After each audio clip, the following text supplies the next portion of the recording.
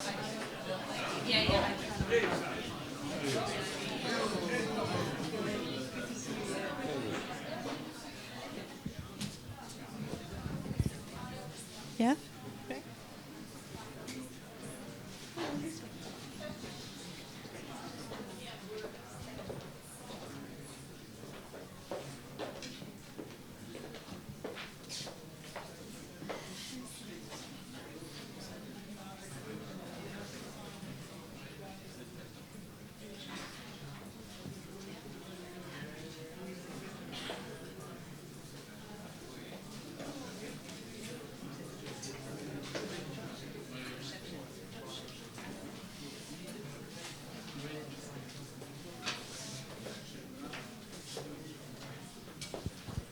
So, good afternoon, everyone. I'm just going to double check that the microphones are on. They on? Yep. So, good afternoon again, everyone, and welcome. So, Africa, Europe, Europe, Africa, the EU-Africa partnership. Whichever way you call it, whatever you call it, this relationship, this partnership is a long-standing one and a very valuable one, and one that really responds especially to today's challenges.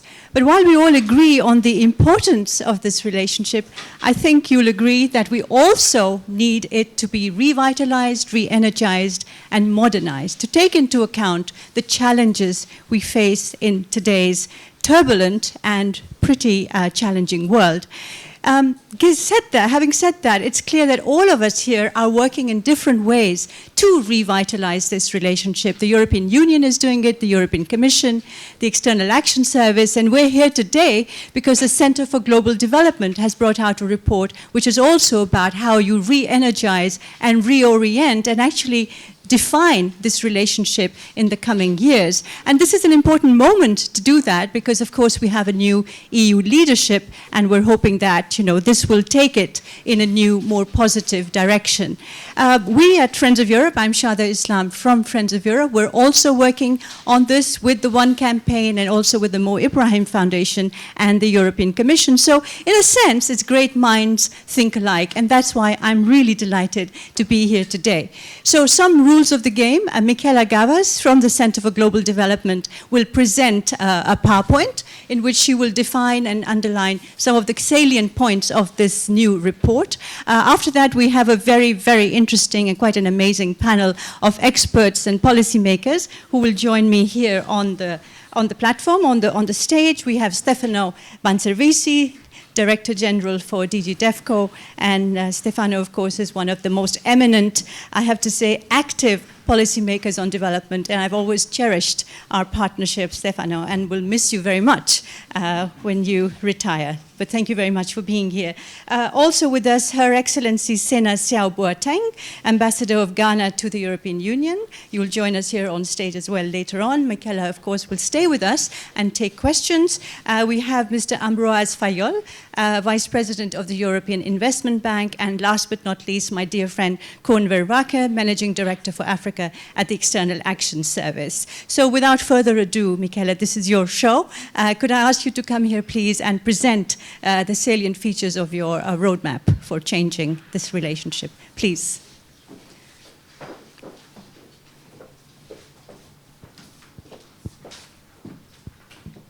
Great, thank you very much. Thank you, Shada. Thank you all for being here.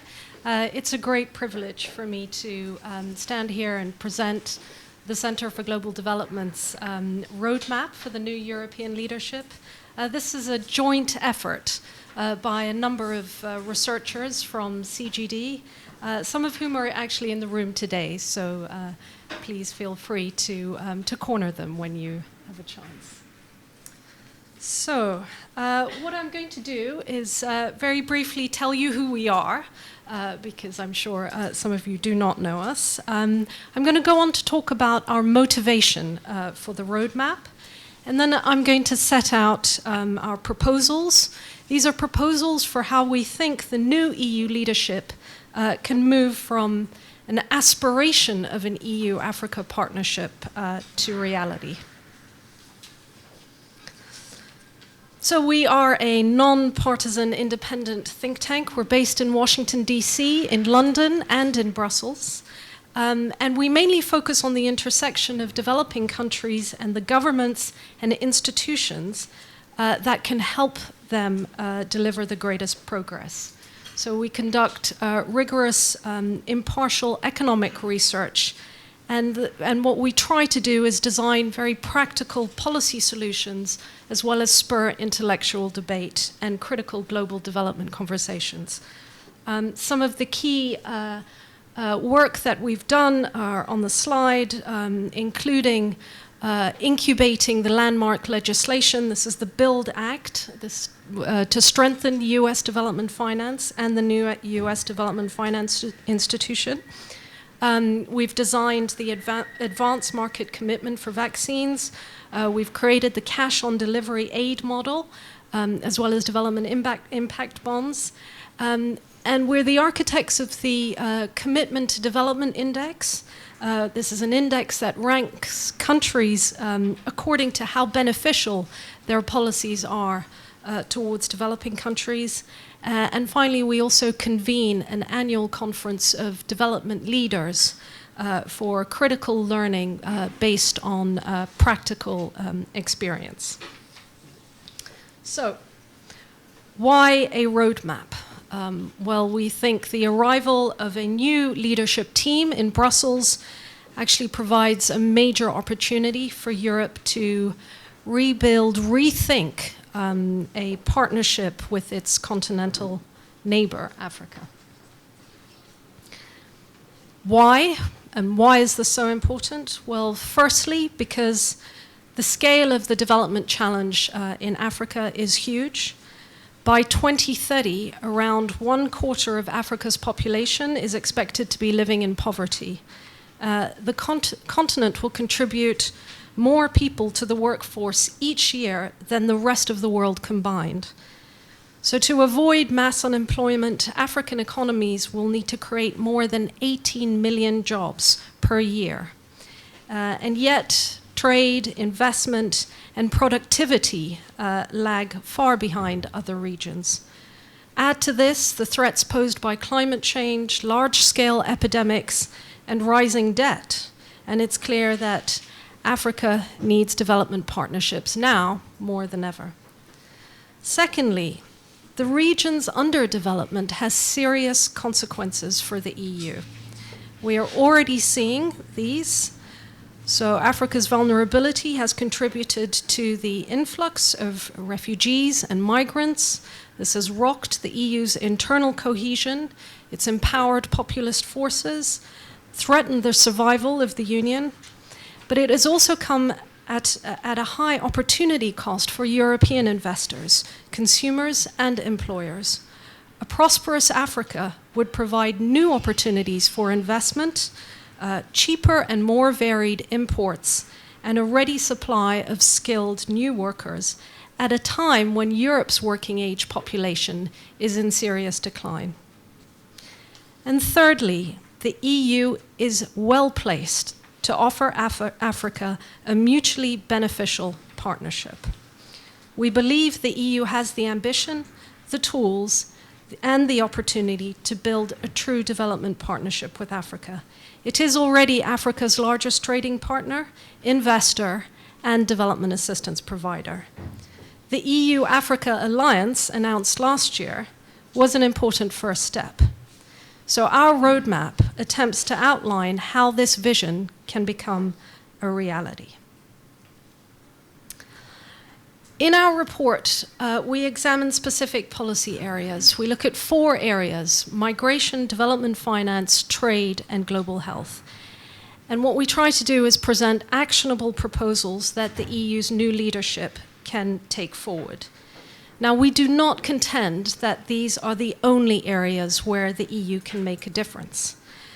But they are areas where significant and meaningful progress can be made that benefits both Africa and Europe. So if Europe is to continue to grow and sustain its current social programs, it will need a substantial increase in the number and type of workers. At the same time, the working age population in sub-Saharan Africa is booming.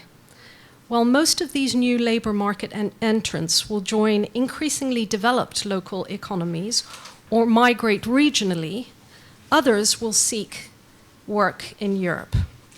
So in May 2015, the European Commission presented a comprehensive European migration agenda on migration, designed to respond to the 2015 refugee crisis through 4 pillars. So under these 4 pillars, much has been achieved. Increasing refugee resettlement numbers, supporting member states with border management, financing integration projects, combating smuggling networks, fighting trafficking, and working broadly on development and security efforts in countries of origin. And these efforts have resulted in successes, including reducing the level of irregular arrivals. But future success is not guaranteed. To reduce the incentives for irregular migration, attract the right set of talent and skills to Europe, and enable admissions to be tailored to labor market needs, Europe needs new kinds of legal pathways for migrants. So while the Commission cannot propose a common migration policy, it does actually have an important role to play in promoting, facilitating, and supporting the creation of new kinds of legal labor migration pathways across Europe. So a global skills partnership is such a pathway. It is a bilateral agreement between equal partners. The country of destination agrees to provide technology and finance to train potential migrants with targeted skills in the country of origin prior to migration, and then receives migrants with precisely the skills they need to integrate and contribute best upon arrival. The country of origin agrees to provide that training and gets support for the training of non-migrants too, increasing rather than draining human capital. So we think the Commission should, first of all, pilot and scale global skill partnership projects between Europe and sub-Saharan Africa.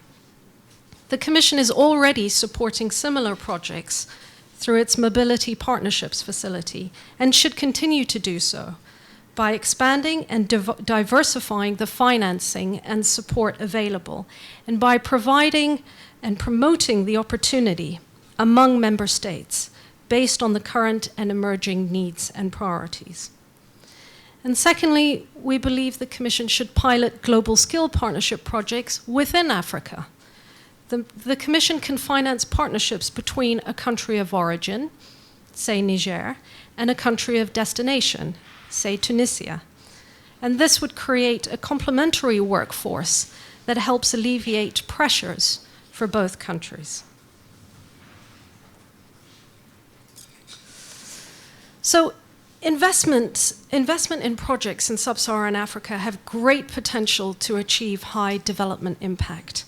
However, these projects are chronically underfinanced by European development finance institutions and private investors because of real or perceived low-risk adjusted returns. So as you can see from the graph, too little private finance actually gets invested in some of the low-income countries. And this is where the need is greatest. The problem is not a lack of money or tools.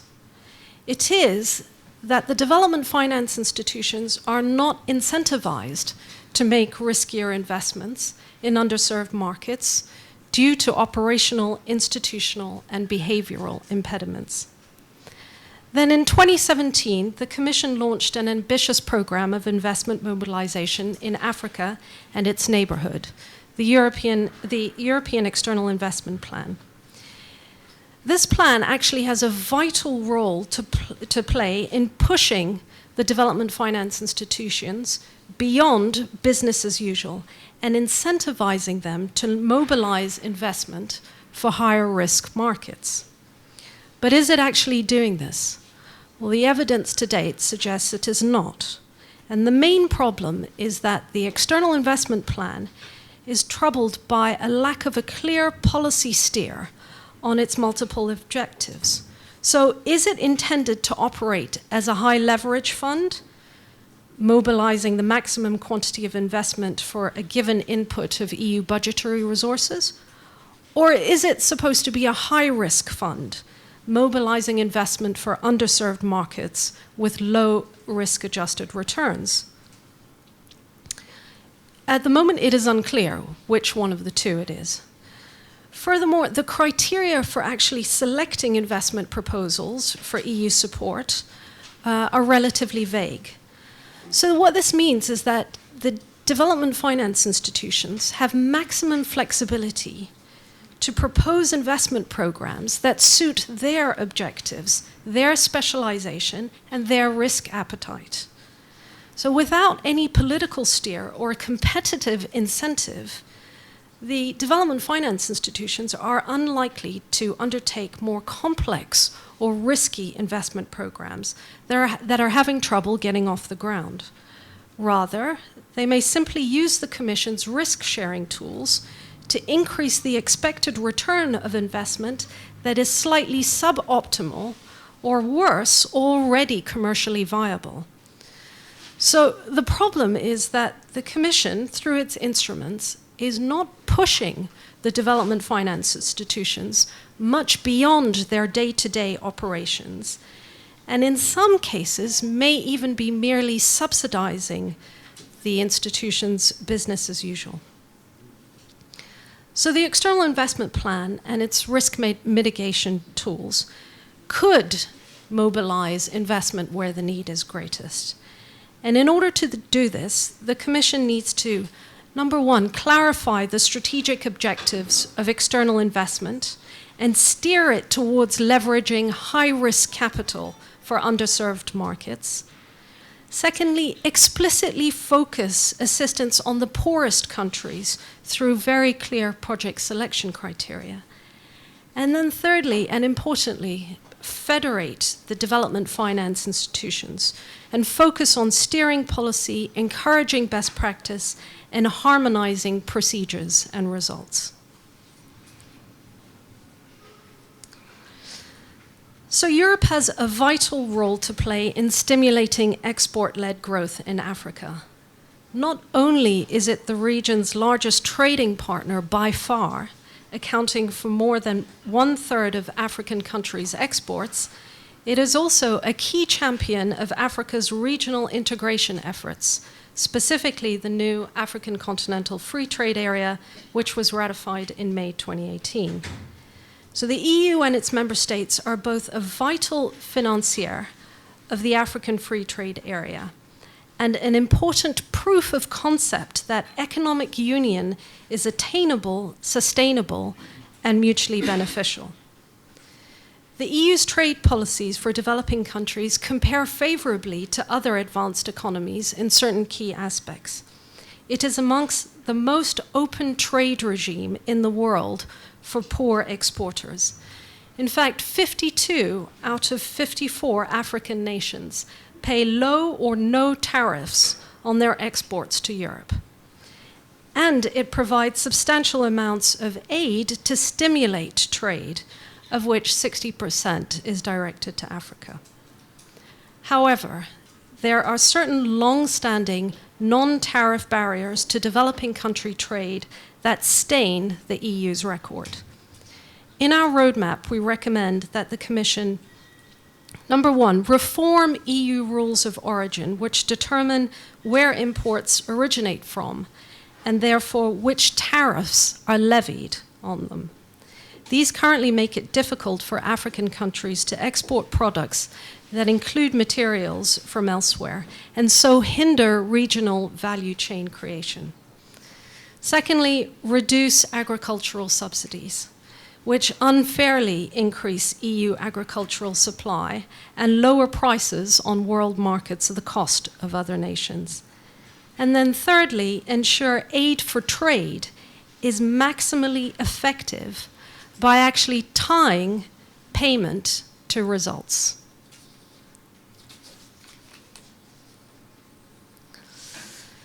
Finally, on global health security. So in 2014, the Ebola outbreak in West Africa sickened more than 28,000 people and left over 11,000 people dead.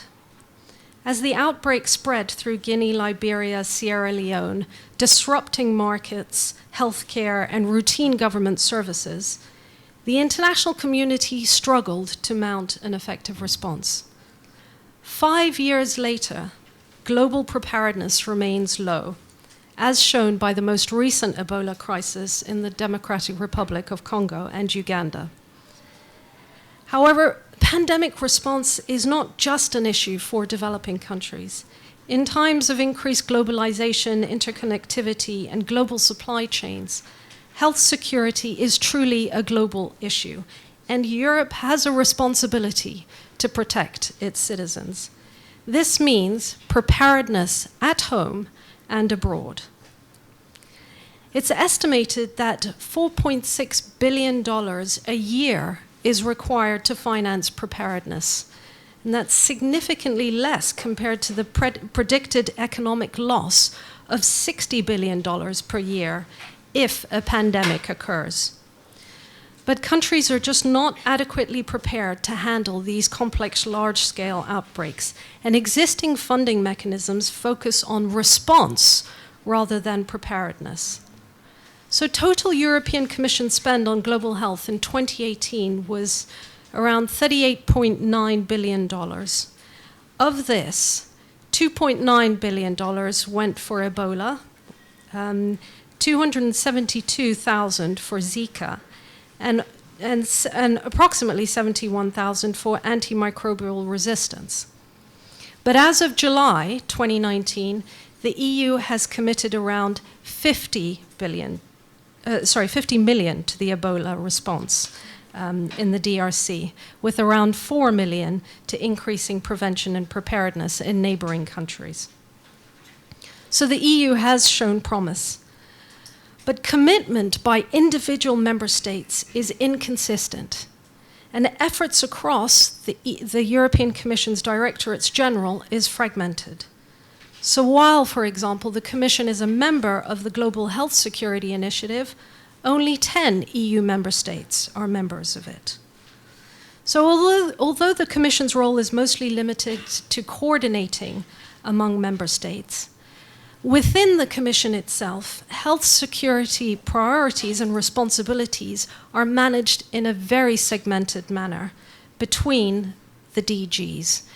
And these include DevCo, ECHO, Sante, Research and Innovation, as well as the European Centre for Disease Prevention and Control. So we think the new Commission should do three things. First of all, it needs to strengthen collaboration and coordination across the DGs and entities holding global health security responsibilities and build links between interrelated capacities.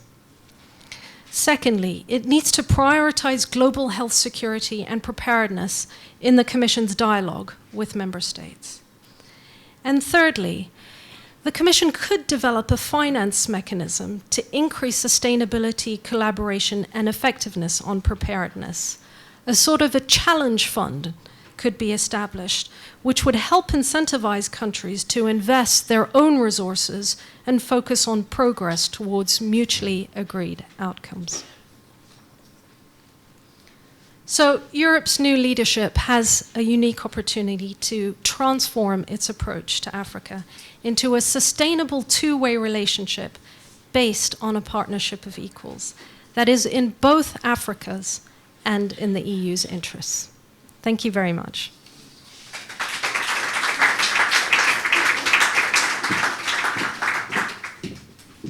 Thank you, Mikaela. Thank you for a very, very thorough presentation. May I ask you to take your seat? Could I ask all the panelists also to please come on stage? And maybe if the lights could be turned off. This one, I mean, the PowerPoint, otherwise it's in my eyes. Great, please join me.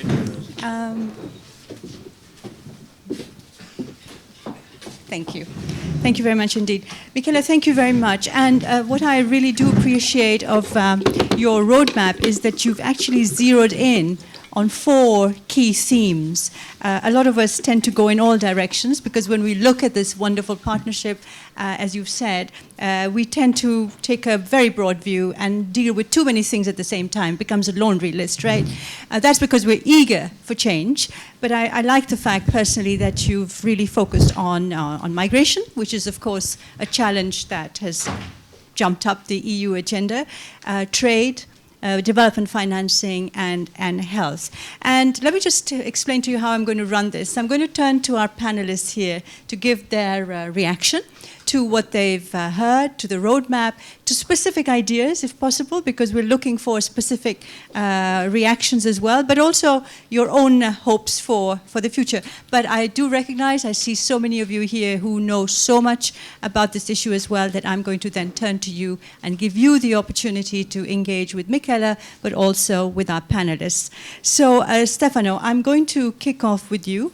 Your reaction, but also you've been one of the most fierce advocates of the Sustainable Development Goals being implemented, turned into a reality, not just in Africa and developing countries, but also within the European Union.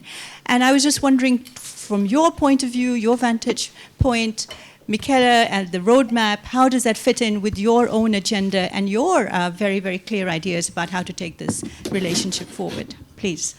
Thank you very much. Good evening, and thank you to Mikaela for the presentation and for the center for this important contribution. I think it's the right moment to do it because now we will have a new college in the next days, I think, and therefore it is important to feed critically, with reflection and with suggestion for action. So it's very welcome in time. Point number 2. I'd say that there is several points on which I would like maybe to add something. I think it is certainly important to underline the unique, maybe, and certainly extremely strategic relation between the EU and Africa. I would like to underline the fact that in the global world, which is in the making, or in any case in transformation, we have at the same time, as European, to get out from certain form of Eurocentrism, which believes that there is only or mainly a special relation between EU and Africa, missing in this way, a very important point, that Africa is aware of its centrality in the world, for a number of reasons that we can discuss. So the first nuance, if you may say, I would put in this, yes, we have to further analyze, develop, and put in motion a partnership.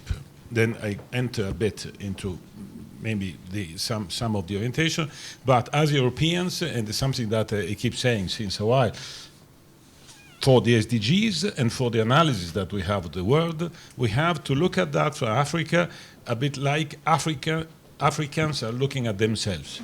And Africans are looking at themselves as a new protagonist or co-protagonist of many changes. Therefore, this is the first point, because if we don't put what we are doing into a fragmented geopolitical reality, we risk making mistakes, and missing part of the challenge that we have every day, This is point number 2, let's say, in the sense of introducing these small, let's say, nuances in the analysis. Point number 3, I think that we have to be aware that this is even more possible precisely because we are working under the SDG, let's say, umbrella.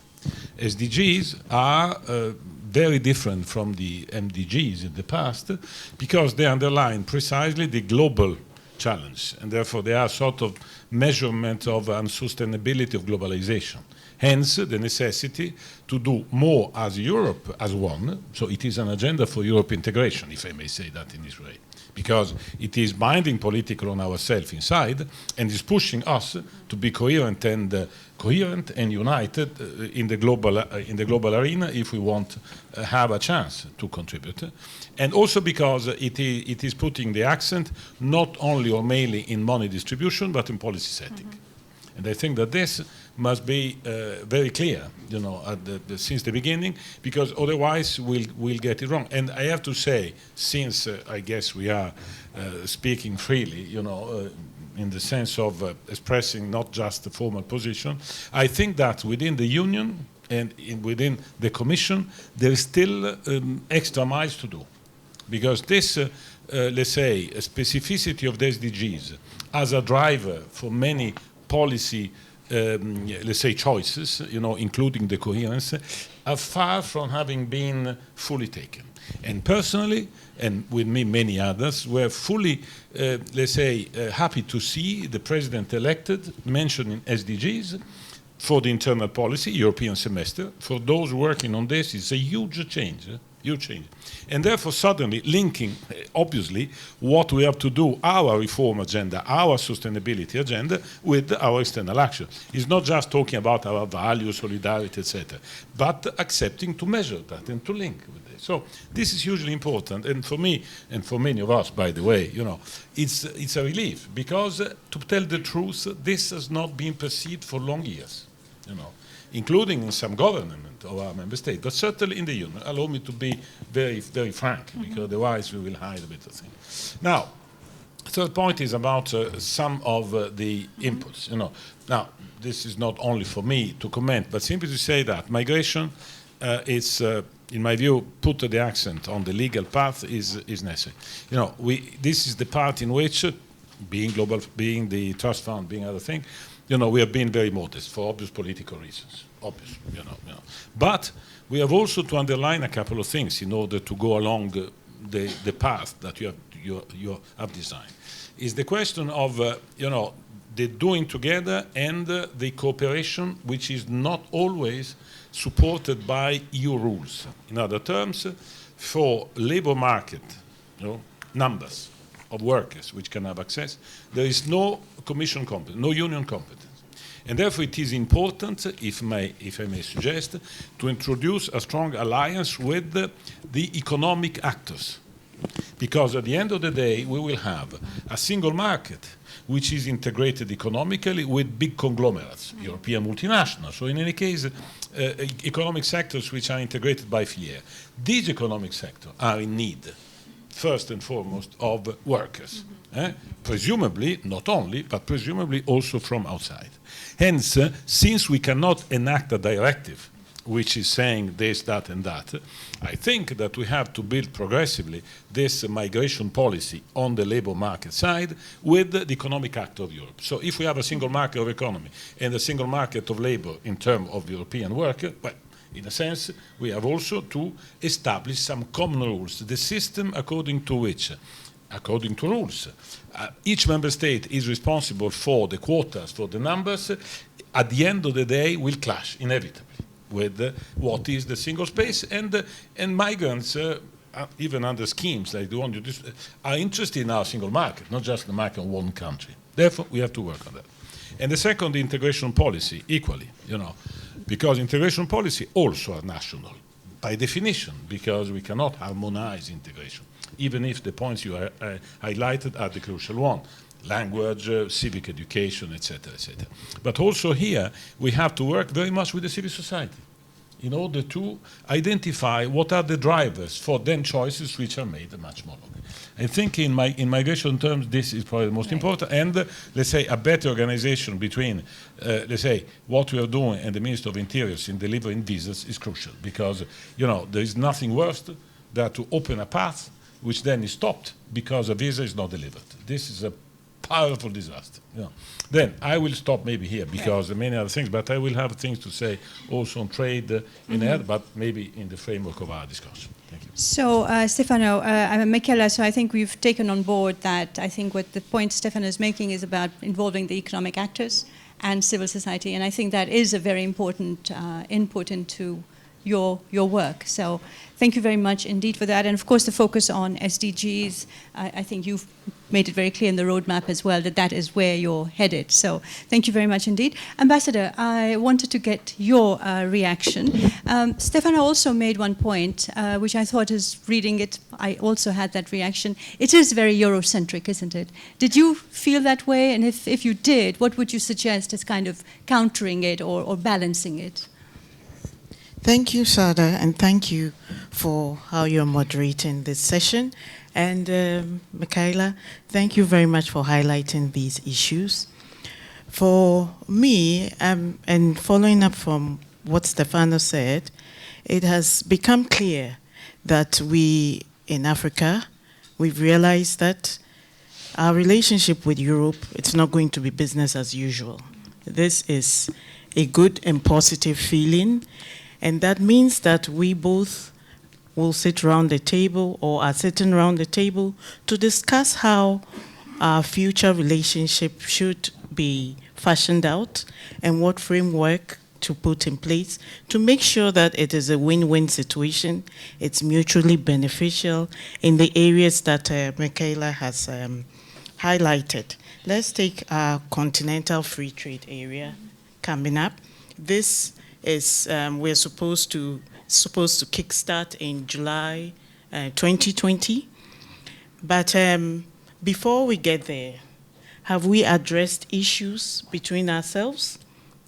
If we take Africa, we trading amongst ourselves, Africa, is just 16% of our combined GDP, okay, compared to Europe, which is about 75%.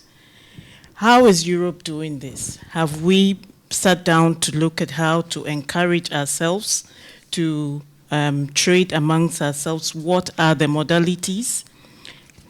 The CFTA, we know it's going, apart from the WTO, is going to be the largest trading area. How is that going to be beneficial to both sides? How are we going to maximize the rules of origin, which Mikaela has talked about, and also IP, intellectual property, competition? All these are areas that we must be talking about right now so that come July 2020, we will all be in a position to enjoy the fruits of the CFTA. I think I'll stop here for now. Thank you very much, Ambassador. I was just wondering, in terms of Africa being part of global value chains, I think that's a point that Mikaela made as well, that the economic transformation that we are hoping for will require more integration into global value chains. So do you see the CFTA and Mikaela's point about giving that emphasis and priority? Certainly. What will play in terms of this issue will be the skills building. We need to have the requisite skills to be able to enjoy this integration. Otherwise, we will not be able to get the benefits that the youth, the teeming youth of Africa is going to present. What I didn't hear from Mikaela is how artificial intelligence is going to affect the integration processes and the building of skills for the youth and prepare us for this integration process. Thank you very much, Ambassador. So we'll come back to some of these issues. So turning you to the European Investment Bank now, there was a very specific point that Mikaela made, the roadmap makes, about what she calls lack of clear policy steer for the external investment plan when it comes to Africa, and the need to mobilize financing for the high-risk countries. And I was wondering your response to that, Mr. Fayol. Thanks a lot for the invitation. Maybe just one word about EIB. The European Investment Bank is the bank of the European Union.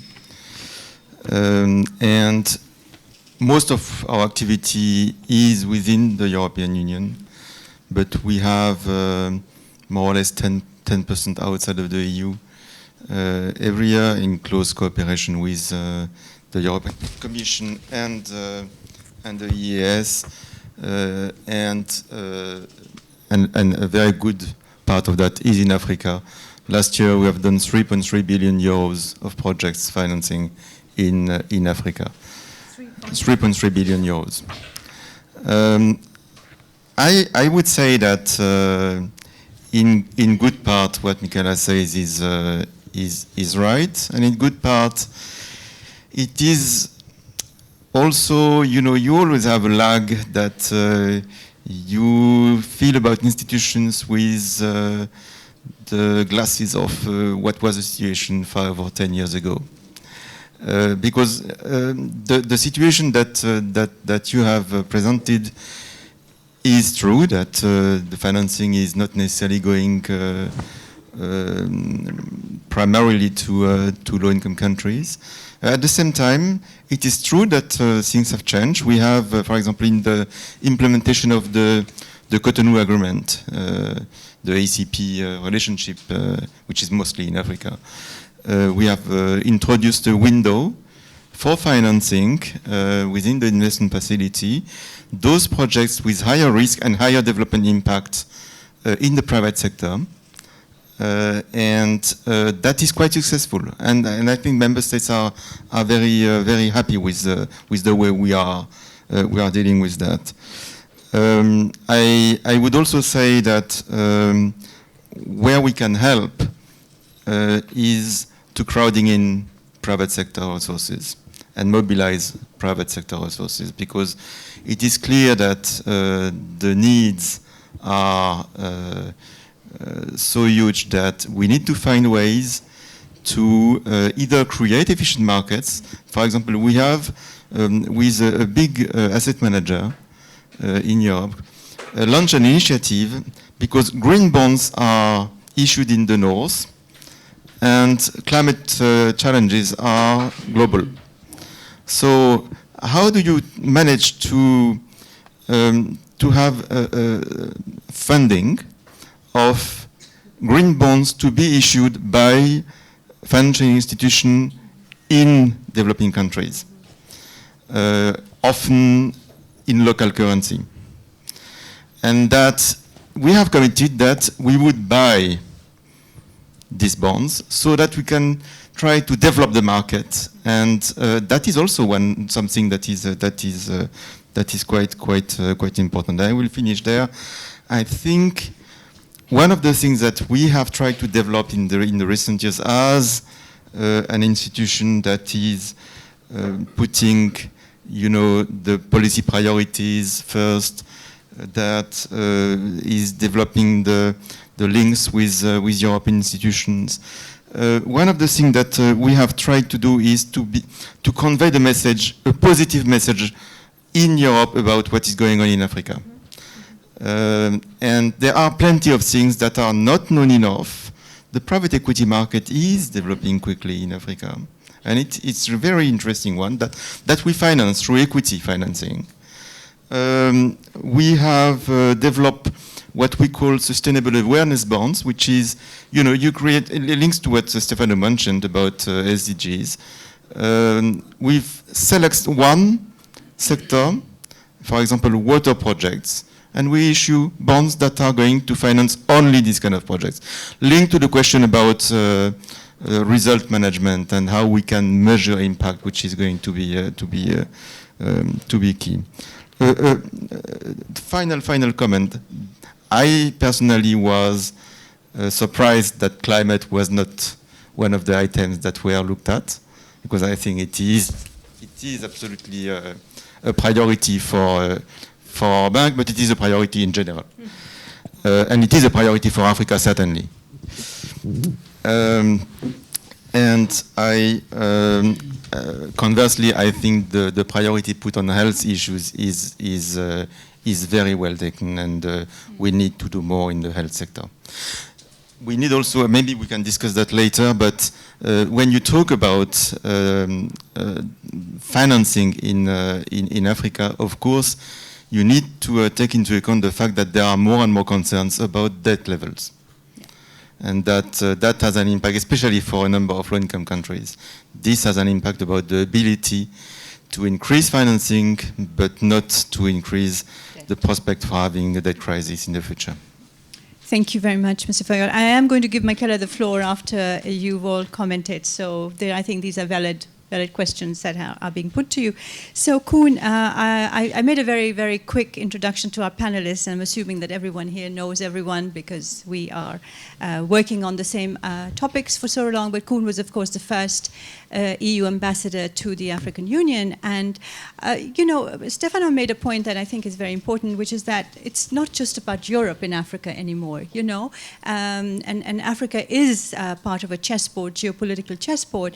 And sometimes I think in this city and maybe other capitals, we tend to think that we are still the priority partner, and maybe we are not, and we shouldn't be, perhaps, because there's expertise elsewhere as well. So I was wondering, having watched the continent grow, change, transform, having watched our relationship with Africa change, transform, where do you think the next leap forward should come from? And do you think that these 4 areas that have been pinpointed are the key ones to work on? Yeah, you have yours. I have one. Thank you very much. Good question. I really believe we are still the prime partner, and I think the figures you mentioned on trade, on development assistance, on investment, we are still your biggest partner on the continent, and we are certainly determined to continue and being this. But it's not a given, and you also said, Harriet, no business as usual, and I think that's good. And a bit of competition for the European Union is always good. It keeps you on your toes. And I think we learned, and that's why we have been, over the last couple of years, to a great extent, resetting our agenda together with Africa. We have abandoned saying we work in Africa, we work with Africa.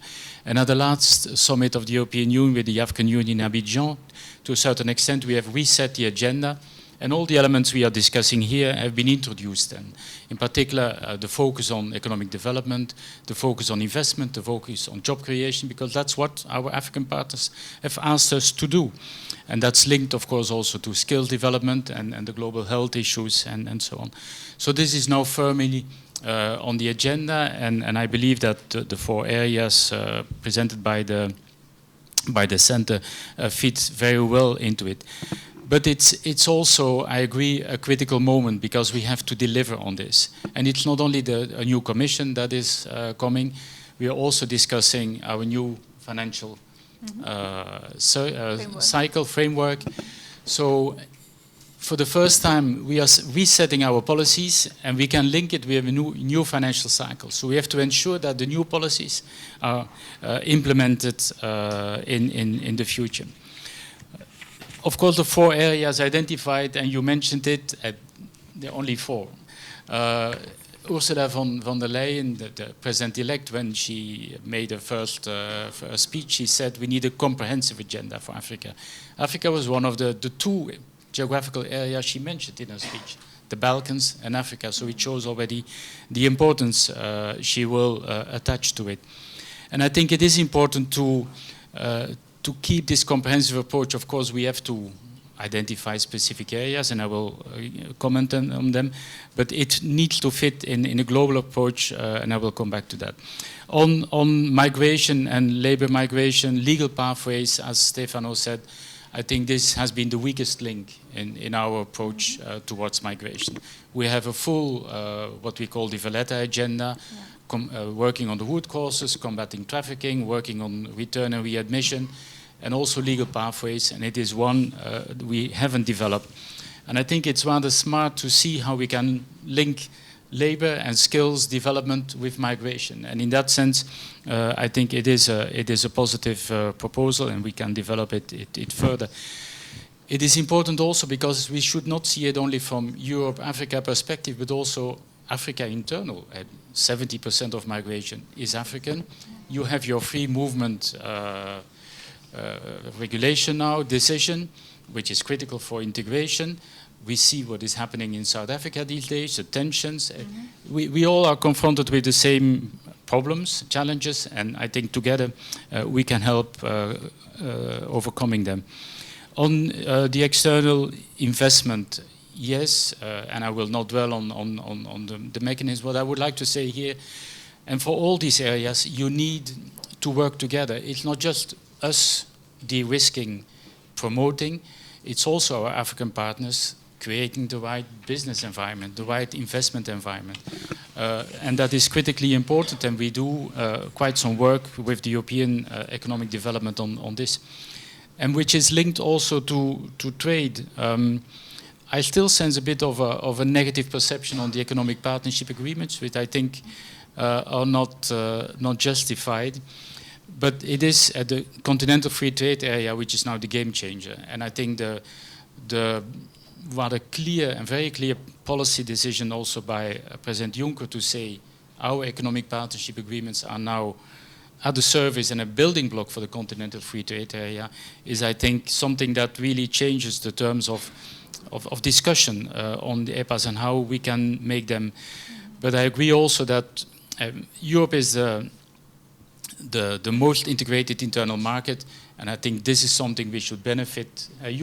Should be able of benefiting of all the expertise we have of creating an internal market, because in the end, if you want to invest, you will have to create also an internal market. That's the incentive.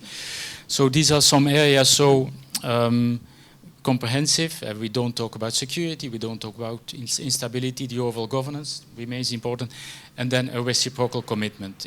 Policy decisions on both sides and commitment to implement on both sides. And then I think we will be able to move forward very much. Okay, so I had said initially I like the fact that we're not covering everything, and you're basically saying we still need to cover everything. I just wonder, Don Mikaela, I would say, isn't it true that we should perhaps divide the responsibility of working, because some people are good in some things and some people are good at other things, and the Africans also have a choice to make. So perhaps your response to some of the comments that have been made, please.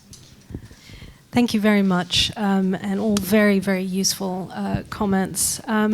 So let me just take this last point, the 4 proposals that we have put forward. I mean, what we tried to do was explore within the centre our areas of expertise, the research that we've been doing, and actually try and bring to the table what we thought could be some very concrete, actionable proposals. We are not the world's leading experts in climate change, unfortunately, although we hope to become that at some point. Although we do have a program on the future of work and artificial intelligence, which we are just getting off the ground now. Again, we didn't feel we were in a strong enough position to be able to put forward some concrete recommendations without merely just restating the challenges of which we are all very familiar. Maybe if I can respond to some of the points. Stefano, the importance of an alliance with economic actors and civil society. It's absolutely crucial for us, and this is going to be a big part of our migration work moving forward as well. We have already seen that the Global Skills Partnership proposal that we are putting forward is gaining traction. And I have a colleague here who's leading the program itself. But for example, Belgium will be working with Guinea on a new global skills partnership. So things are moving. I think the importance of taking the idea as well to Africa and developing intra-Africa partnerships is also going to be crucial.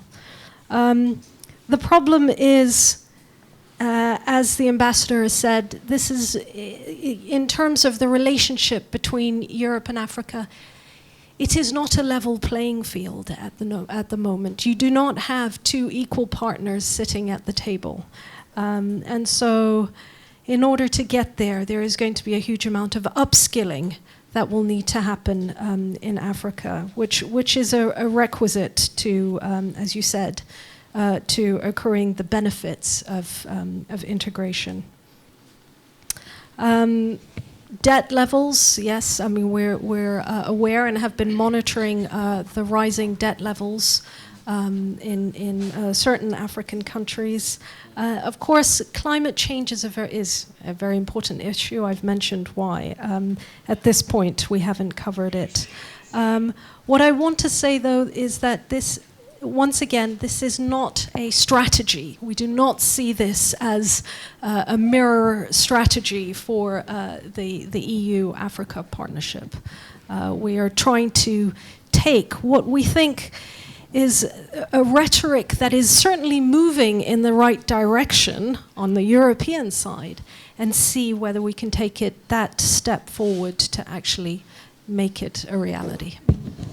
Thank you very much. Thank you to the panel. Sorry, speaking to the wrong end of the microphone. Thank you very much to the panel for all your comments. Now, I'd like to, as I said earlier, lots of expertise and knowledge within this room. So I'd like to turn the floor to you, your comments. We have half an hour. So if you could keep your comments short and to the point, and perhaps also questions, please name the panelists that you want to ask the question to. So yes, please, sir. We have a roving microphone, and please, sir, go ahead. Introduce yourself also very, very quickly, please. Can I see a show of hands of other people who'd like to come in? Yes. David, one campaign. Anyone else coming in? Please don't be shy. This is the moment to ask questions, and I really want this interactive discussion. Please, sir. Thank you, Shada. I'm Mr. Baruti. I'm involved in cooperation for development for, let's say, 20 years. I'm based in Belgium, and as African, I want to give some input on the presentation of my Madame Mikaela, which I great because we know each other since a long time. The first one is for Africa Free Trade Area. I want to clarify that it depends on the way Africa leaders themselves they will behave vis-à-vis their own population. Because if I give the example of the Ebola outbreak in DRC, I'm from DRC, when the outbreak raised, Uganda and Rwanda closed the border. In Africa perception, when your neighbor is in the problem and you close your doors, it means that you are not yet ready to cooperate. That is one aspect. The second is relating to the involvement of civil society, as Mr. Stefano raised. I would add that not only civil society, but also community.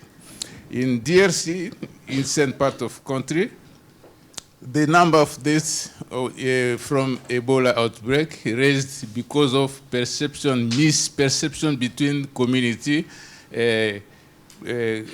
push some medical staff not to care the population affected by Ebola, but they don't say it clearly. It took a long time to discover that it was this kind of misperception between community because they were suspecting the community affected that they are hosting rebellion people. So it's better to involve not only civil society but also a community living in the border. Thank you. Thank you very much indeed. Sophia, South Africa, please introduce yourself very quickly. Thank you very much. I'm Stefano from the South African Mission. You need a microphone. I have a very voice. No, that's fine. I think we're being web streamed and recorded and all kinds of things, so you do need a microphone. Thank you very much. Thank you very much. I'm Suhaifa Subedar from the South African Embassy, and thank you for the invitation to this very important event. Thank you, Mikaela. I was really pleased to see that you have brought back the issue of the Common Agricultural Policy with regard to subsidies, because at the heart of all issues is poverty. And even as Mr. Kunferfaka mentioned the issues taking place in South Africa at the moment, it's about resources. The migration policies in Europe affect countries in Africa directly.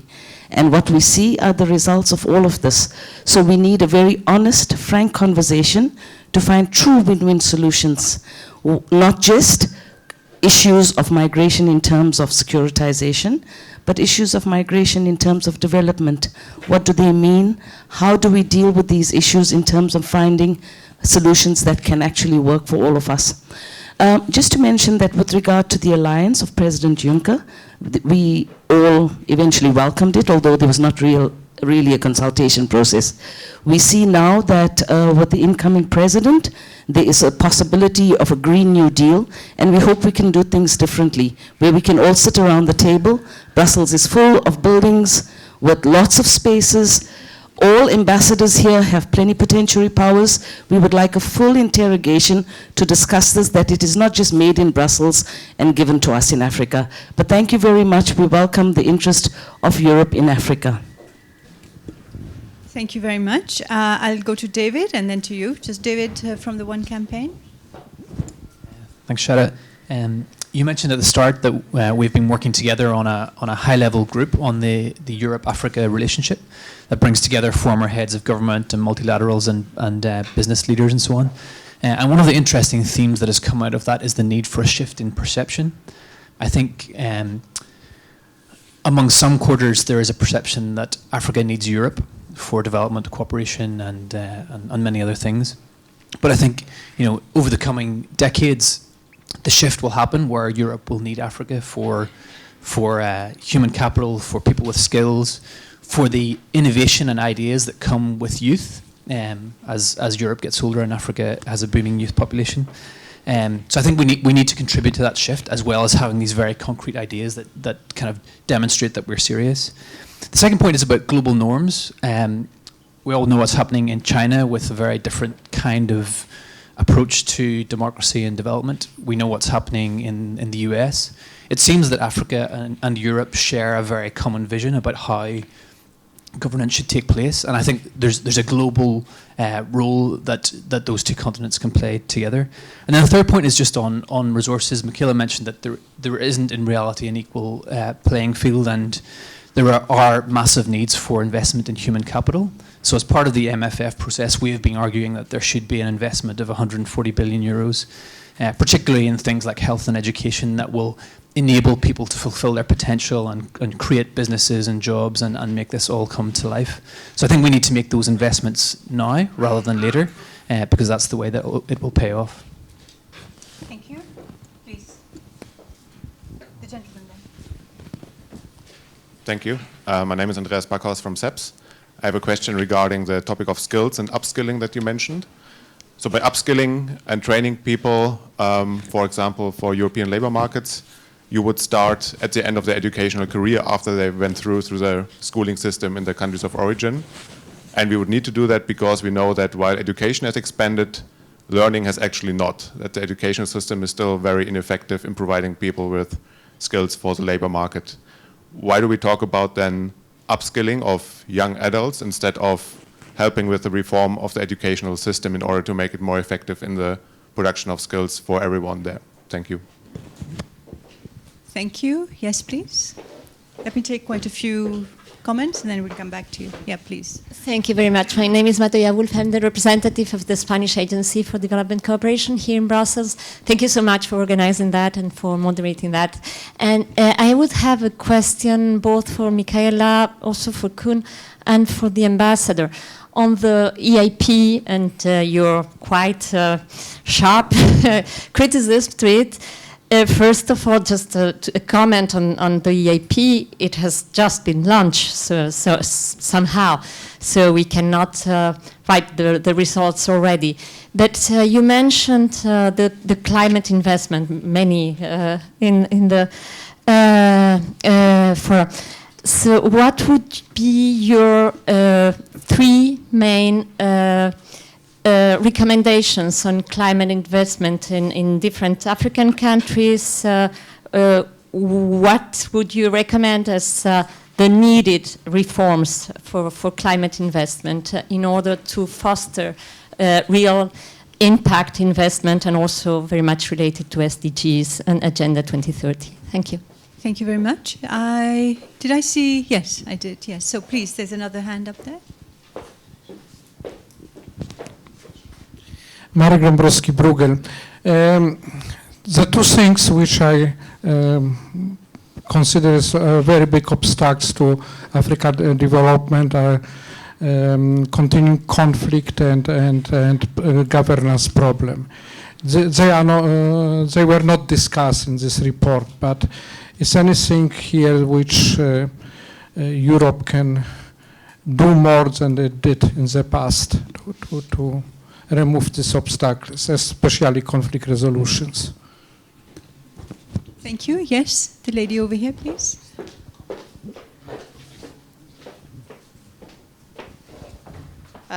Thank you for a great panel. My name is Ama Panin from the World Bank. And as a Ghanaian, I usually find myself reminding people that Africa is a continent and not a country. But I feel like my question this time for the panel is turning that around, which is thinking about the diversity of Europe and European countries with different interests, different histories, and engagement with the continent. I'd be curious to hear some of your reflections on how the different interests might hinder the sort of coordinated actions that you've been speaking of, and how we should think about that as we think of a European connection with Africa. Thank you.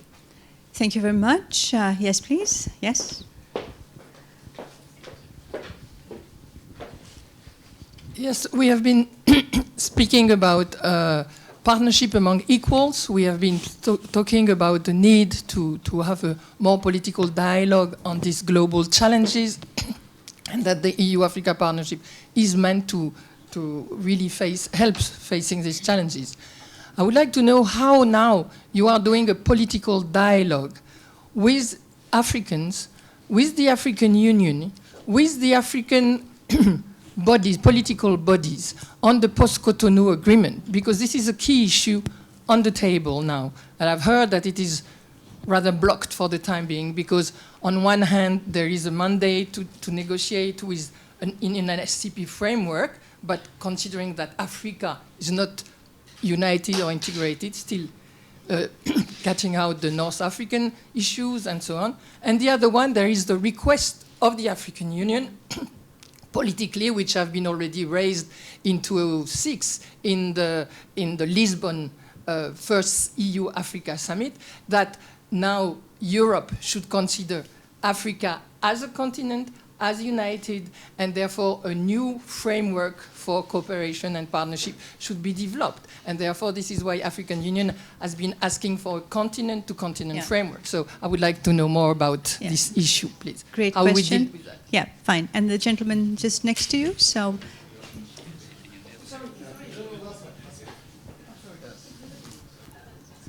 Thank you. Well, mine is more of a comment, and that's this question of Europe-Africa. Of course, I'm ambassador to Europe, and therefore I should, as an ambassador to Europe, I should emphasize that that's the most important relationship.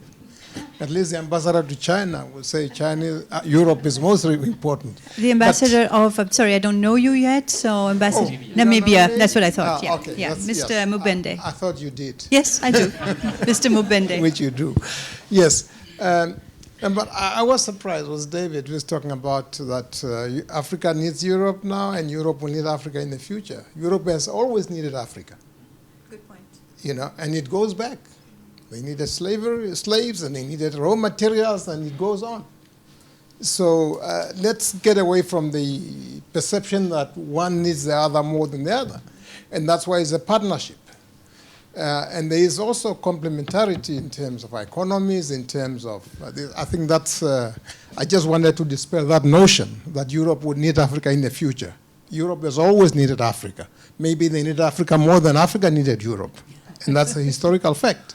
And I just for the record. I think the second point is, now I've been distracted. Now, then the other issue is, yes, the question of whether the partnership is not equal. And we don't meet as equal. I think I had that. Well, we take ourselves seriously. And when we meet there, when I meet with Stefano, we are equal. I don't feel that I'm inferior to him in any way. You may have more money than I do, but that's besides the point. You know, and I think we believe in the sovereign equality of nation states. And when we meet there with our little resources, with all our challenges, we go there as equals. And we talk as equals. And so, therefore, we have to dispel some of these notions. I think there is a serious partnership that has been taking place and at different levels. I think that's one. Now, in terms of the future Africa-Europe, that's a complex one. But Africa, I think, as far as Africa is concerned, they have taken a decision. African heads of state have decided how they want to engage Europe going forward. So there's no doubt about that. And we're very clear how we want to engage Europe going forward. There are two tracks, which is the ACP and the Africa-EU joint partnership. And the relationship between those two, when you come to concrete implementation of programs and projects and even political dialogue, I think it's quite clear that yes, and even there's a compromise where you have a specific African protocol under the Cotonou that will facilitate a meeting between Europe and Africa under that framework. So there is no clarity. I mean, there is no lack of clarity. What we all need to do is to complete the negotiations on specific issues and agree and move forward. And thank you, and sorry for being a bit long. No, that's fine, Ambassador. I'm just very conscious of the time because we need to finish by 6 o'clock, but I do want to take the comment from the lady at the back, and then that will be the end of... you want to come in as well? Okay, then one more comment, please. My name is Amanda Bisong from ECDPM, and my question is directed basically to the panelists from the European Commission. European Union Commission. I'm looking now and listening also to the discussions about this equal partnership between Europe and Africa. And while we've seen it also in the discussions between Europe and African partners being restated severally, we also see a different level of these partnerships occurring at the bilateral, at the regional, and at the continental level. And sometimes we see that one level is being used to undermine the partnerships at another level. So I'm trying to understand here if there's some level of policy coherence that is at work or isn't at work, or is willingly being ignored by some states. And also, while there's a lot of dialogue and discussion on equal partnership, why the quality of this partnership is being, or we're seeing that it's being diminished at some points when it comes to relationships at the bilateral level. Okay, thank you. And last point by Gwilym, EBRD. Thank you very much. Gwilym Jones from the EBRD. Well, thank you very much for this paper, which is very interesting and stimulating. First question to the ambassador. We heard Koen Verwerke talk about the EPAs being a building block for the Continental Free Trade Agreement. Very interested to hear your views also on how the existing regional integration processes already there in Africa fit in, and how these are being fitted together, ECOWAS, CEMAC, CEAC, and so on. And then, of course, like my Spanish colleague, I can't but react also to the rather early criticism of the EFSD, and say that, you know, like my colleague, it's very early days to come in. The proposals are just on the table, so I felt that was rather harsh.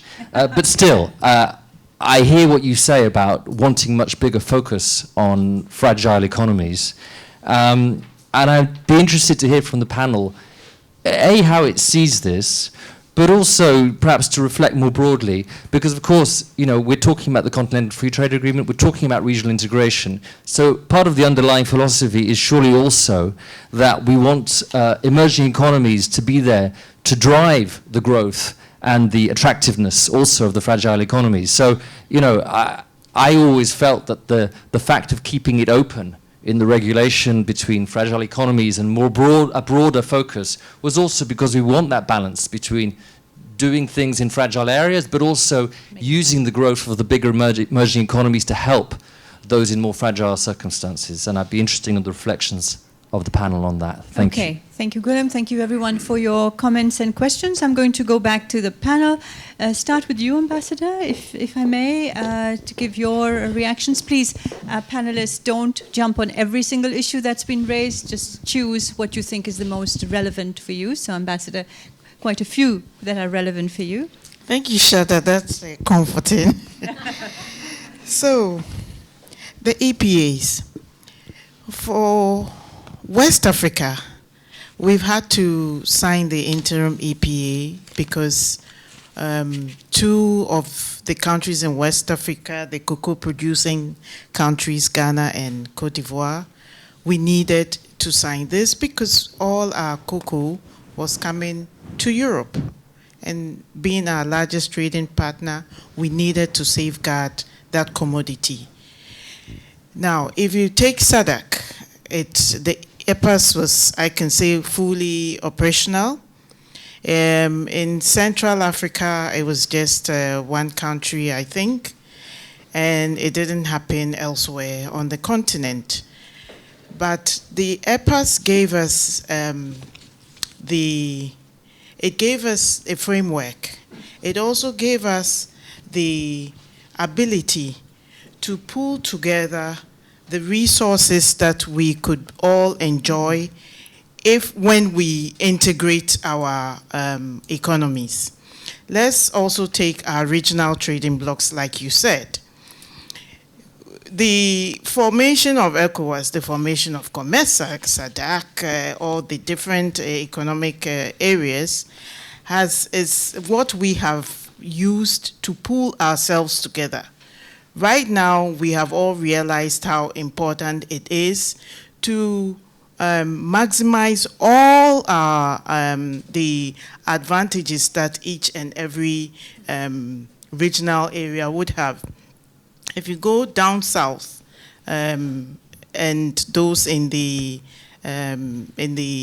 oceans, they talk about the blue economy, which is very important.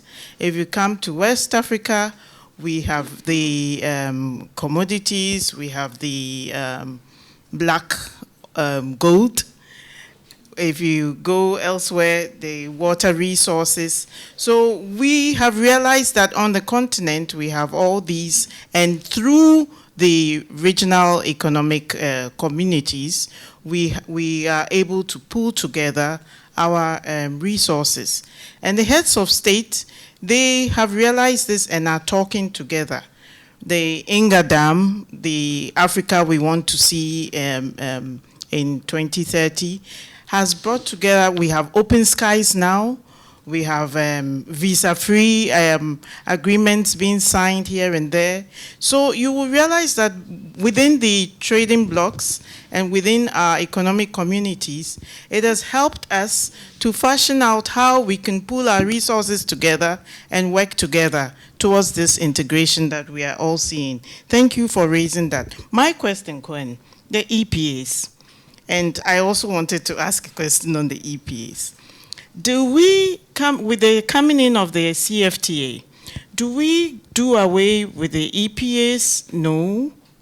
Or do we mainstream the EPAs to be able to infuse it into, if I should use that word, into the what we want to see in the CFTA? And talking about Africa needing Europe or Europe needing Africa. Let's take by 2050, the largest workforce is going to be on the African continent. The youth are going to be the largest workforce in the whole world. And Africa has those numbers now. What do we do now? Train them so that when you need them, you'll be able to fall on them. Should we not be talking about the skills building, the skills transfer? These are things that I am hoping that we will be looking at. And hence my rehashing AI. I don't know, but I have this phobia about the AI and how it's going to, the skills training, how the job creation, how it's going to influence all that. These are my thoughts on the issues raised. Thank you, Shada. Thank you, Ambassador. And absolutely on AI, I think we're all going to be working on AI in Africa in the coming weeks and months, so that's clear. So, Koen, I was going to give you the floor, but the ambassadors asked the question, so kick off. Thank you. I will want to respond to 2 or 3 questions. First of all, the diversity within the European Union. I think there was a question on that side of the room. Of course, we have countries who we have a specific past or a specific focus on Africa. But I think, and that's exactly also the work the External Action Service will do, and the High Representative, the new High Representative will continue, is to forge an Africa policy. And none of our member states is able to take on the different challenges that are faced in Africa. So there's a strong wish to come together and to have EU policy, not only in the development side, and I think that works well also in joint programming, but certainly also in politics. What we do in the Sahel with the G5 Sahel, of course, we have Germany, we have France, we're taking lead roles, but together with many other member states, we have 16 member states actually working in Mali in the area of security, as a member of the UN mission, as a member of our European Union missions, or bilaterally. So it shows that from Finland to Italy, all member states are now really focused on Africa. And that brings me to the point of, do we need Africa? And of course, I think the ambassador of Namibia is right. We have needed Africa in the past for many reasons, and not always certainly positive or good reasons. And I think this has changed now. I think what is changed is that we have a convergence of interests. Europe really has a need that Africa is stable and prosperous for demographic reasons, for security reasons. And on top of it, we need Africa also, and it has been said, for the global agenda. Together we can determine a global agenda, and it's very difficult to find partners these days in the world to set a positive agenda, and I think we can do this together. So it's this convergence of interests which changes, and I think that makes also the equality of the partnership that goes beyond, as has been said, beyond the financial means. On EPAs, I think it's the way you said it, the second option. It should infuse the continental free trade area. I think it's important to continue. Your country is a partner and benefits from it. Of course, there are always problems, but a continental free trade area will have to be built on the experience of a regional market, and I think that's what EPAs exactly are trying to do. Thank you very much, Mr. Fayol. I just would like to make 2 or 3 comments. One, I think one of the big changes why the EU-Africa partnership is more equal than before is because many of the challenges are actually more and more not the same, but not that different between Europe and Africa. When you look at climate, when you look at health, when you look at the number of these big challenges, they are not so different. And the solutions are not so different, actually. And we use our experience to in different geographies to help other geographies, and this cross-fertilization is quite helpful. My second comment is to stress one point that Koen made in his first intervention. EIP uses what we have tried to develop with the Juncker plan for investment within Europe, which is not only financing, but technical assistance and thinking in terms of policy reforms. And the 3 go together. And if we want to strengthen the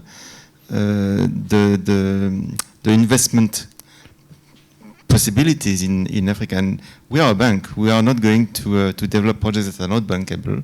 If you want to develop bankable projects, you need these other 2 beyond financing, that is more technical assistance and more of the policy agenda. And one final word on governance. For us at EIB, what we have seen in the recent period is a need looking forward to include more in the way we manage the governance of projects, more the views of the beneficiary countries from Africa. Thank you. Stefano? Well, thank you. Obviously, time is short. Let's say, I used to take this kind of discussion not just to, let's say, present the position that everybody knows, but rather to participate to what is a genuine search. Because my first point is that, you know, if we want to take seriously all what we are saying, the alliance, or in the case the partnership among equal, etc., we are progressively to get rid of a certain number of language, concept, and a bit of hypocrisy, which is on all sides, if we want to look at the reality in face, you know. This is what my friend Ambassador of Namibia is saying. We are equal. When we sit, we are equal. And therefore, I'm entitled to blame on it when it does things which are wrong, and we should do increasingly, because it is not just hiding behind the development assistance and then a sort of way that everything is, etc., etc. Undermining. Africans are undermining themselves every day at all levels. Look at what Nigeria is doing in Western Africa. Let's get rid of all this. Let's look at facts in order to be able to work really as equal, because we are in this dimension. It's a huge work, and I have to say, in particular for those which have been working embedded in the development in the old fashion, in which many things have been set aside. Now, we cannot do it. And we cannot do it precisely for the reasons that I tried to put at the beginning. We are talking about the shaping of a new world. Not just about the relationship between two continents. If we do it wrong, you know, the contribution that our partnership is giving to a search of a new equilibrium, balance, etc., in this multipolar world will fail. You know, and on this, SDGs are important, not as indicators of transfer of money, but as indicators of pushing ahead right policies of sustainability. You know. This is what I want to say. And please think in these terms, because then we can enter really into a discussion which is much more, let's say, operational and useful. I come back to a certain number of points, in particular EIP. You know, I think that contrary to what maybe I was supposed to say, and maybe said, I think that the call on the missing, let's say, clear political steer, a bit exaggerated maybe, but the call to focus better on what we want and how is a right one. Because it is true that, you know, this investment plan has been launched first, starting on migration. Create jobs in order to stop. We know that is much more than this. Second, you know, blending and de-risking.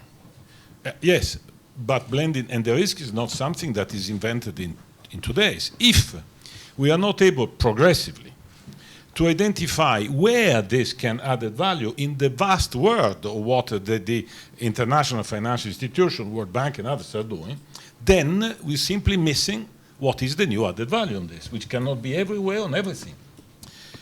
So third, it is also true that missing this, it is obvious that the balance is seen elsewhere or in another way, which is, and I can testify, because otherwise we are joking ourselves, that very often we conclude with our partners, being EIB or others, more on the basis of reconstructing ex post what we have to do, but not building the pipeline as we should. And by the way, when we are saying now in this pre-programming phase, is precisely to call on our delegation and their still limited expertise. We call on the EIB as EU bank to work much more together in order, and we call on the member state each visit I have and say, look, next pipeline should come from you, not from the EIB, IFD, KfW, etc., etc. Because today is a bit like this, and the fact that each of these institutions are in any case producing something which is linked to the country is not enough. Don't want to say it's bad, simply say it's not enough. If we want to really say, and be serious in saying that investment under guarantee is another mean in order to reach SDG, we have to fill this gap. Therefore, the call is welcome. Could be a bit exaggerated, a bit, but it's welcome, because this must be decided. Third point, one of the things that, in my view, is starting appearing in our experience is a bit what Ambroise said, in the sense that we have to intervene more on the financial market in the countries. The banking system in the average African country cannot sustain any kind of investment generated from inside. Certainly not finance small and medium enterprise, certainly not finance startup, but this cannot be done by external. We are setting up an expertise in guarantee fund. But then we have to work with the countries in order to professionalize the financial market service. Because this is not, assuming that a bank wants in Burkina Faso wants accept even the idea to finance a startup, they have not the capacity to analyze the business plan on average. Therefore, the fact to intervene on the capital market and financial service in the countries, in our now, let's say, experience, is something that starting indicated an area in which our added value could be good. Then, on the trade chapter, and it's also in the light, I think, frankly, that the trade chapter is probably the weakest one, because it is still tainted with a certain number of assumptions which are not entirely correct. First, agriculture, EU subsidies, I mean, frankly speaking, it's empty. There is virtually no agriculture subsidy in our export, okay? By the way, the international market is not on tariff. It's about standard. It's about quality. Here, there are barriers, of course. Here, there are barriers. And precisely in the moment when there is a discussion and the process on the setting up of the continental free trade area, we are all well advised, if we want to increase the possibility for investment intra-Africa and from Europe to Africa, to look about the standards. Because otherwise, the tariff not exist, agricultural subsidy, come on, they're virtually close to zero. But the barriers are not on this, are on the quality, are on the phytosanitary, are on this. And we believe that our experience in having built our single market could be a good, let's say, story to tell to our African friends, which at the end will decide what they want. But if we are economically so integrated, and not exclusively, I think that we have to concentrate on this. Rules of origin, yes, are important, but marginally. Unless we want to turn African manufacturers still unfinished effort into a sewing machine, as we knew in Cambodia and in others, which have created very low-skilled labor market. I don't think that this is what we need to do in Africa. At least should not be our ambition in the sense. This is what I think we have to look at. And to compare notes on that, and the relationship between post-Cotonou ACP on one side, the African Union on the other side, apart from the fact that negotiations are going on very well, to a point that on the 28th of September, there will be one of the final provisional negotiation session between the two chief negotiations in order to precisely starting fixing what is the design. But one thing must be true, because otherwise we don't understand each other. The new post-Cotonou DCP cannot be seen as the development/cash machine of a political alliance. If we separate the two, we are dead. Instead of reinforcing what we are doing, we will even make weaker. Reason why we have insisted since the beginning that the African pillar of the post-Cotonou should accommodate, in a way or another, the rich political debate experience that we have done in the joint strategy and with the African Union. African Union Commission, we said several times, made a huge mistake in opposing this, huge mistake politically, because it was based on the presumption that they could have become the federator and negotiator for the whole of Africa without having experience and without having a mandate, But we knew this, but instead of saying, don't do it, we tried to accommodate this because we have to be pragmatic. We wanted to have and expand this, but we don't want to have a dissociation with all the rest and with the key stakeholders of the African Union, which are African member states. So just to say that we have to work on this, then the different level, the regional, the IPA and the continental. Obviously the IPAs are, or in any case, not our EPA, your regional integration are the starting building blocks of the continental, because if you dismantle, this will be totally logic, starting from SACU and SADC, but also arriving elsewhere. But at the same time, progressively, and I think, by the way, in the plan of the African Union negotiator is precisely to first, let's say, create the bridges between the blocks and the continent, and progressively harmonizing. This, I think, is, so therefore, from this point of view, I think that we have to make an effort in order to share even more what we have to do. For the rest, I think many think that I fully agree, but I also welcome, sometimes the critical spirit. Maybe it could not be fully, to the center, but in this moment, it's better to maybe, to leverage a bit with the criticism rather than to say, everything's okay. You just, many things are okay, but many things will require a push. Right. And therefore, I think it's okay. Thank you. Absolutely, Stefano. Thank you very much indeed. Mikaela, you've heard the comments, you've got some good advice, some constructive comments, and some criticism as well. So very quickly, because we're already over time, do you want to say something in response? What's the next step for your roadmap? What are you going to do? And then I want to wind up. Great. Thank you very much. And thank you to all the panelists and the audience as well for some very useful comments. This is just the beginning as far as we're concerned. Our intention now with the roadmap is to take each area, each chapter separately, and to try and dig deeper and to see whether we can sit down with the Commission, with other colleagues, with our African partners, to try and see whether we can make any inroads and steps forward. So over the next few months, at least, we will be publishing more research behind each of the chapters. We will be producing blogs as well, and continuing the conversations in smaller, more focused fora as well. As we have in fact been doing with our work on the external investment plan as well. And if I could just add one thing, we are essentially very positive about the external investment plan. When it was launched in 2017, not that recently, but the Commission was proposing to take a relatively small amount of money and use that to create risk-sharing tools to bring the development finance institutions together to collaborate a lot more in proposing projects. And I accept that only a few of these contracts have only been recently signed. But I think what the big concern is for us now is that it was fine when, as it was first launched, for the Commission to let 1,000 flowers bloom.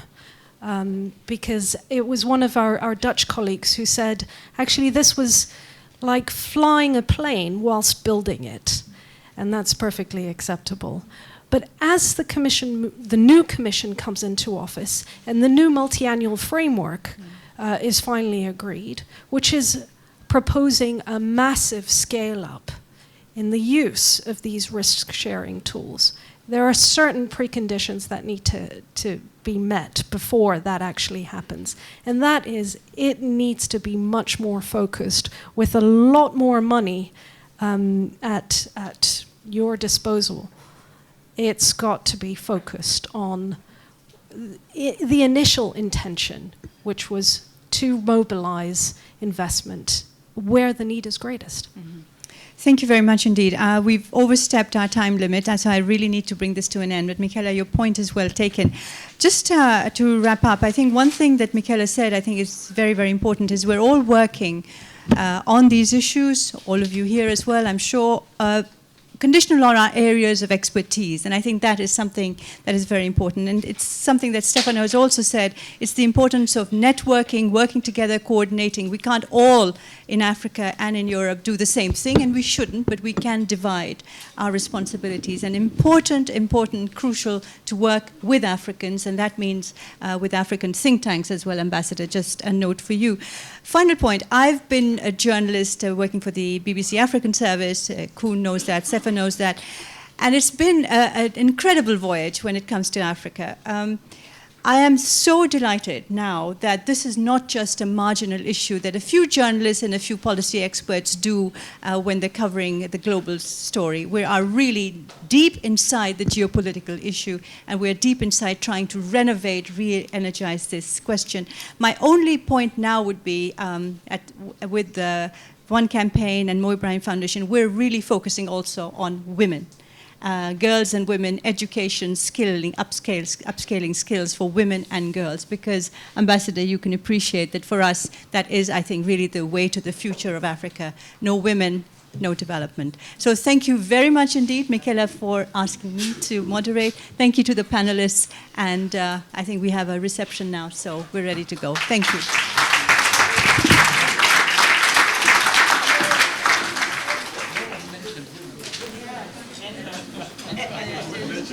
I didn't want to be biased.